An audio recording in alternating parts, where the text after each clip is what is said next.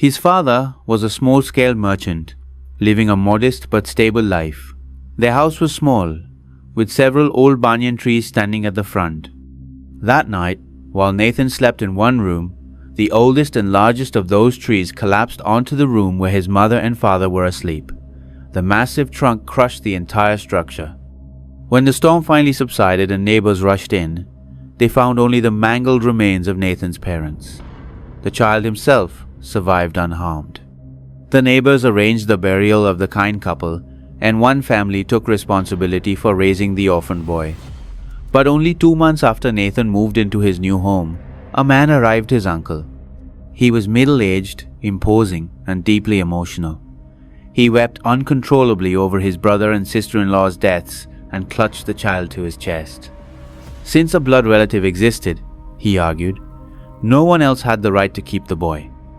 The family relinquished custody, and the uncle, Samuel, placed Nathan into his gleaming car and drove him to the city. Samuel had lived abroad for many years and accumulated immense wealth. He had traveled the world from a young age, spending his life in unusual pursuits and experiences. While he lived overseas, he felt little attachment to his homeland, but upon returning, a sudden surge of patriotism overtook him, and he decided to settle permanently. Now, Nathan was his responsibility. Samuel purchased a beautiful house, transferred all his wealth back, and began a new life with the boy. Yet Samuel was a strange man by nature. He avoided people, preferred isolation, and kept his distance from society. As Nathan grew older, he learned that his uncle was a scientist. Because of his experiments, Samuel insisted on living far from human settlements. When a grand estate was completed nearly 80 miles from the nearest town, deep in a barren region, Samuel moved there with Nathan. Nathan was 7 years old. At first, the isolation terrified the child. Gradually, he adapted. Samuel provided him with the finest toys money could buy, beautiful, intricate objects from across the world. Nathan also kept animals. These toys and animals became his companions. Samuel disliked human presence so deeply that he refused to hire servants. He cooked for Nathan himself and personally oversaw his education. His teaching included advanced scientific instruction.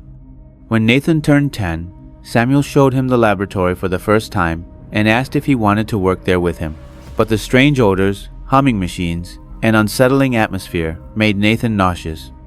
He refused outright. Samuel studied him carefully and decided that a 10-year-old could not yet endure such work. He asked Nathan what he wanted instead. "I want to live in the city and study," Nathan replied.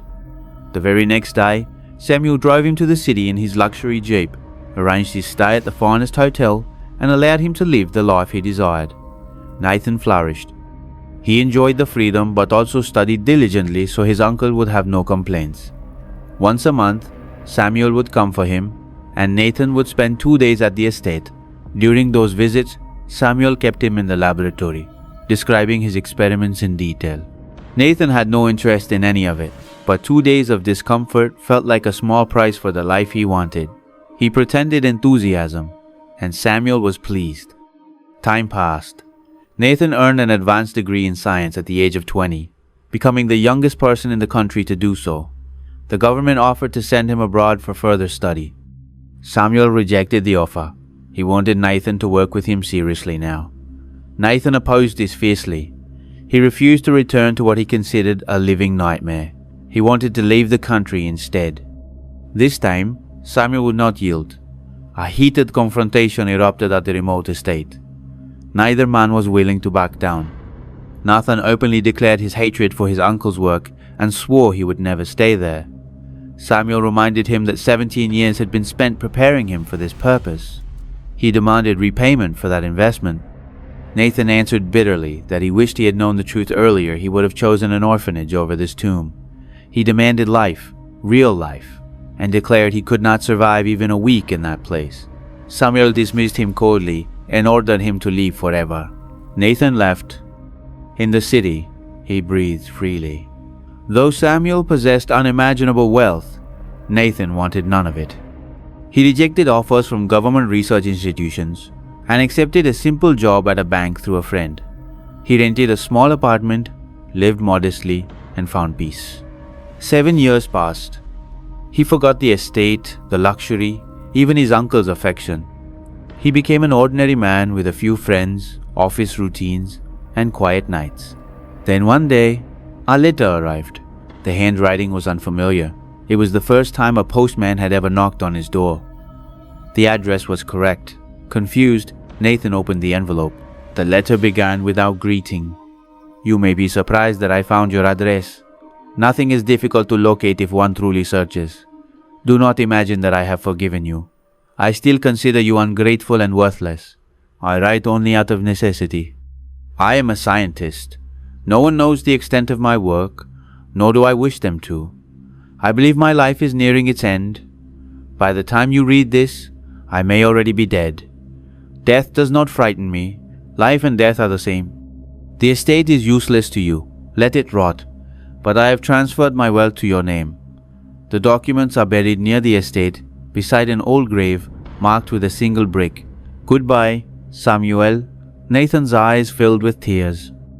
His uncle's face rose vividly in his memory, the stern face that once overflowed with affection. As a child, when nightmares woke him in terror, his uncle would pull him close and hold him through the night. Every wish had been fulfilled, every need met. Only one demand had ever been made, and Ethan had rejected it. Now the weight of that rejection crushed him. The 7 years of silence felt unforgivable.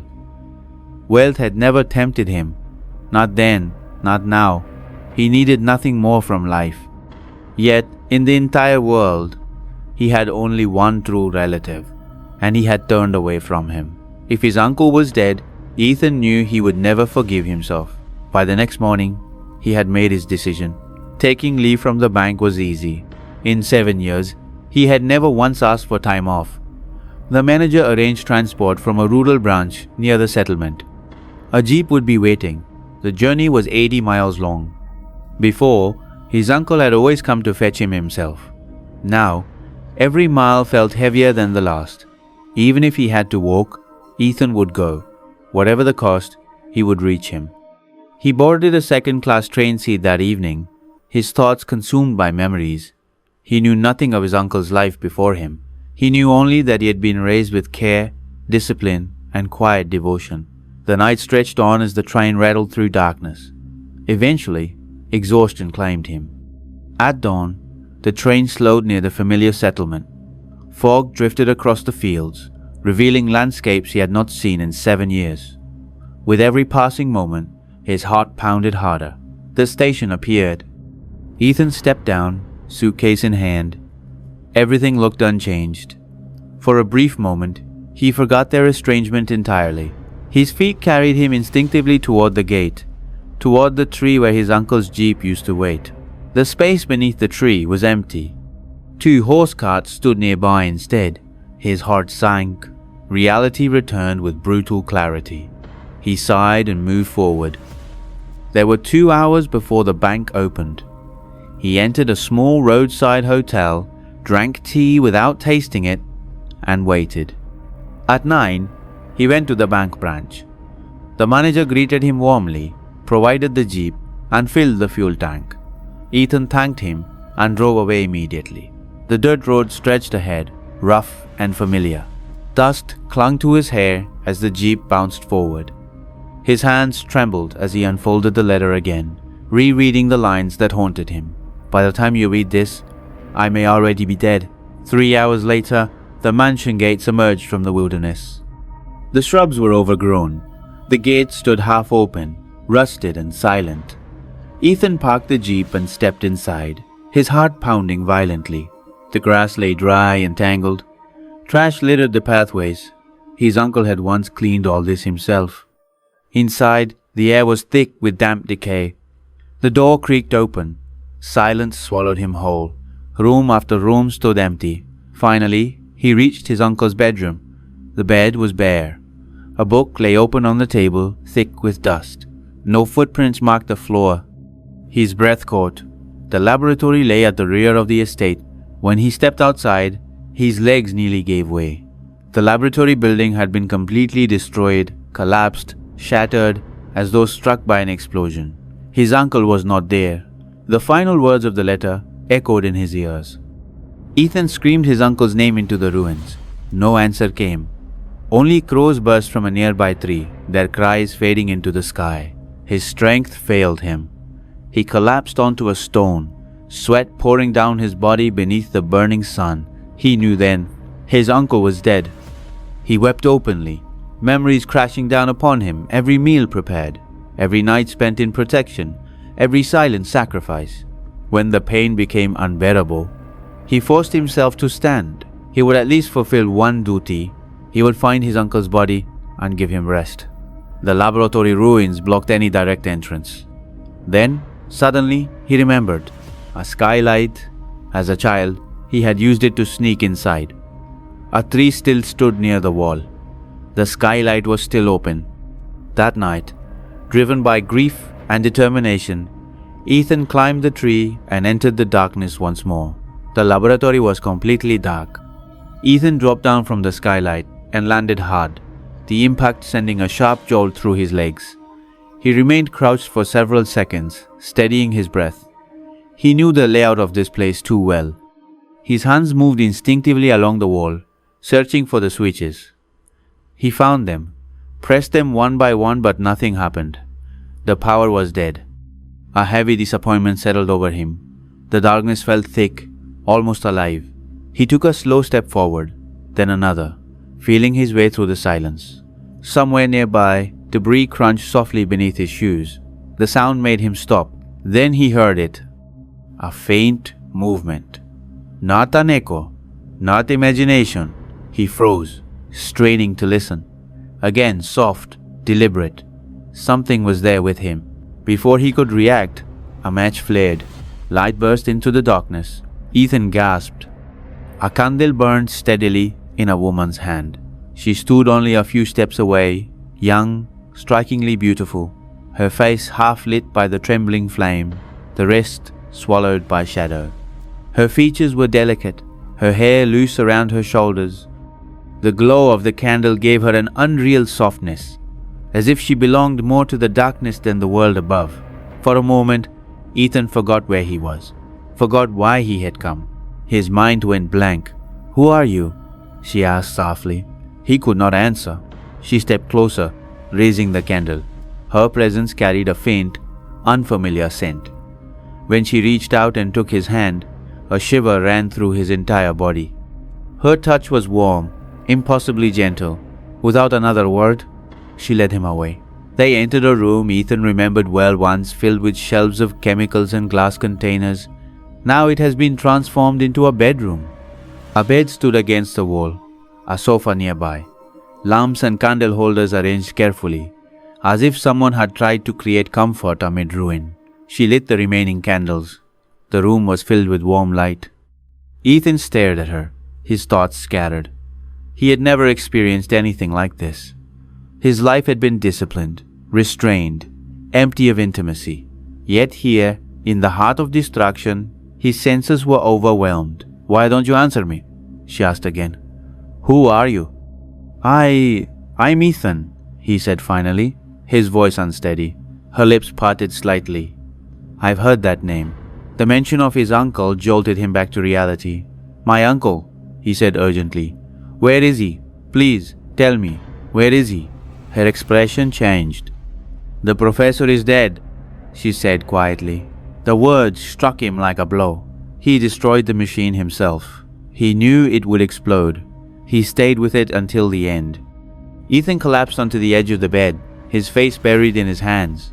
The truth crushed him. His uncle had chosen death, and Ethan felt responsible. "I'm sorry," she said, resting a hand on his shoulder. "I wish I could undo it. My kushus." By Dayetta, he leaned into her touch, overwhelmed by grief. For a while, neither of them spoke. Then a thought surfaced, slow, unsettling. "Who are you?" he asked again, lifting his head. "My name is Sheba," she said. "How long have you been here?" "I don't know." His unease grew. "How did you survive here? How are you alive?" She hesitated. I cannot leave this place. Why not? It was the professor's instruction. The answer made no sense. The professor was dead. Nothing bound her here. And yet she spoke with certainty. The night passed in restless silence. At dawn, Ethan returned to the ruins. Together, they worked through the debris until they uncovered his uncle's body, preserved by the sealed wreckage. Ethan wept as he carried him into the light. He buried his uncle in the garden, alone. She did not step outside. When Ethan confronted her, demanded the truth, she only repeated the same words. I cannot leave. Anger and suspicion twisted together inside him. Something was wrong, deeply wrong. Inside the laboratory, his hand brushed against a massive circular machine, its handles shaped like the wheel of a ship. The moment he touched it, Sheba screamed. Don't, she cried. If you turn it, I will die. Her fear only hardened his resolve. What are you? He demanded. She reached for him, terror in her eyes. Please, stop. He turned the wheel. Steam hissed violently. A piercing sound filled the room. Sheba screamed, and then smoke poured from her mouth, her nose, her ears. Her body blurred, dissolved, and collapsed inward. When the smoke cleared, only a metal skeleton stood in her place. Ethan staggered back, his mind shattering. Sheba had never been human. He fled the mansion at dawn, his uncle's will clutched in his hands, the truth burning into his soul. Some creations, he understood too late, were never meant to be loved. Ethan did not look back. The jeep roared to life as he drove away from the estate, the mansion shrinking behind him like a bad memory that refused to die. His hands trembled on the steering wheel. The image of the metal frame, human in shape yet utterly lifeless, kept flashing before his eyes. No matter how hard he tried, he could not erase it. By the time he reached the sealed grave mentioned in the letter, dusk had fallen. He stopped, stepped out, and dug where the brick marked the spot. The box was there, exactly as his uncle had written. Inside were the legal documents transferring the entire estate and fortune to him. Alongside them lay a leather-bound diary.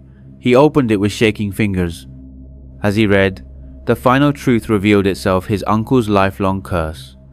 Rejected since childhood, despised by his own family, abandoned by women who felt an unexplainable revulsion toward him. Loneliness had driven him away from humanity, towards science. Not fame, not discovery, only the desperate desire to be loved. He had not built a machine for power or progress.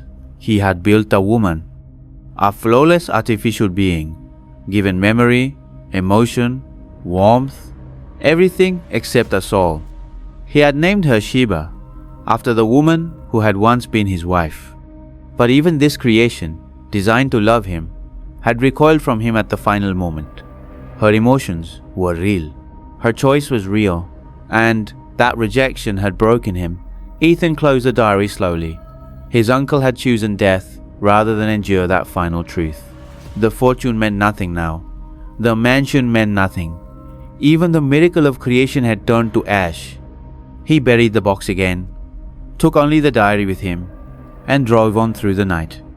Years later, Ethan would refuse every attempt to revive his uncle's work. He abandoned science entirely. He spoke to no one about what he had seen. The estate was left to rot, swallowed by the wilderness. Some stories are never meant to be told. Some knowledge is never meant to survive. And some creations, no matter how perfect, can never replace what was never given freely in the first place. If this story made you sit in silence for a moment, support the channel by liking, sharing, and subscribing.